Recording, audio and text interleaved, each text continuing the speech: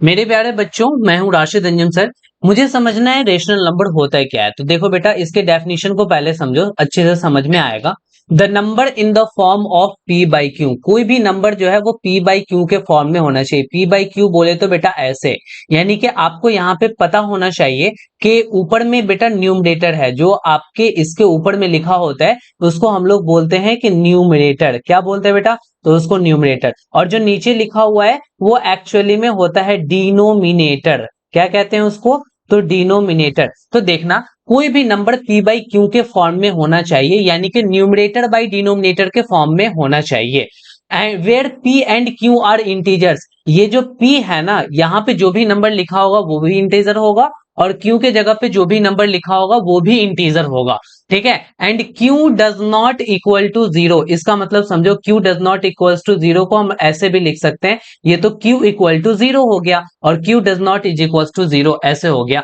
Q zero नहीं होना चाहिए बेटा, ये नीचे वाला जो है ना वो आपका जीरो नहीं होना चाहिए। क्यों? क्योंकि जीरो से तो हम डिवाइड देते नहीं है किसी भी नंबर में, इसीलिए बोला जाता है कि जो डिनोमिनेटर में क्यू है वो जीरो नहीं होना चाहिए। Are called rational numbers. Simple सा फंड है कि जो न्यूमरेटर और डिनोमिनेटर में होगा, यानी न्यूमरेटर बाई डिनोमिनेटर होगा और डिनोमिनेटर जीरो नहीं होगा, उसको हम लोग रेशनल नंबर बोलेंगे। जैसे देखो, मैंने यहां पे लिख दिया बेटा 5/7। अब जरा देखना, ये p बाई क्यू के फॉर्म में है क्या? तो बिल्कुल भी ये p बाई क्यू के फॉर्म में है। यहाँ पे देखो p के जगह पे क्या है बेटा, बताना मुझे। यहाँ पे जो है p के जगह पे क्या है, तो p के जगह पे 5 लिखा हुआ है। अच्छा, q के जगह पे क्या लिखा हुआ है? q के जगह पे 7 लिखा हुआ है। अच्छा बताना कि ये 5 इंटीजर है? तो बिल्कुल इंटीजर है। 7 भी इंटीजर है। अच्छा, q जीरो के बराबर नहीं होना चाहिए, q जीरो के बराबर नहीं है, इसका मतलब कि ये हमारा रेशनल नंबर हो गया। अच्छे से समझो, क्लियर हो जाएंगी सारी चीजें।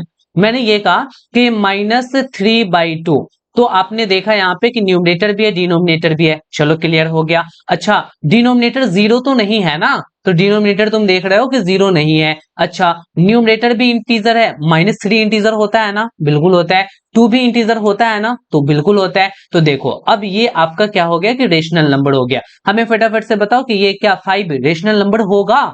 तो तुम कहोगे यस सर, 5 को तो हम 5/1 लिख सकते हैं, और 5/1 मतलब कि न्यूमरेटर बाई डिनोमिनेटर हो गया, और डिनोमिनेटर में मेरा जीरो नहीं है, तो एग्जैक्टली ये 5 हमारा क्या हो गया, रेशनल नंबर हो गया। अगर तुमसे ये क्वेश्चन कर दिया जाए कि जीरो क्या रेशनल नंबर है, तो तुम कहोगे यस सर, जीरो को 0/1 लिखा जा सकता है, और न्यूमरेटर बाई डिनोमिनेटर हो गया, डिनोमिनेटर जीरो नहीं है, इसका मतलब कि ये भी रेशनल नंबर हो गया। अच्छा, आपसे मैंने ये क्वेश्चन कर दिया कि -2, तो आप कह सकते हो -2 को -2/1 लिख सकते हैं, और एग्जैक्टली -2/1 कहने का मतलब क्या हो गया, numerator by denominator, denominator zero नहीं है और दोनों इंटीजर है, इसका मतलब क्या हो गया कि ये रेशनल नंबर हो गया। तो आपको पता ये चला कि अगर कोई भी इंटीजर्स की बात कर लें तो सभी के सभी हमारे रेशनल नंबर हो जाएंगे। तो एग्जैक्टली इन बातों को यहाँ पे लिख डालो कि all integers are rational numbers, all integers, all integers are rational number. जितने भी आपके इंटीजर्स हैं बेटा, वो सभी के सभी क्या हो जाएंगे, तो वो सभी के सभी रेशनल नंबर होंगे।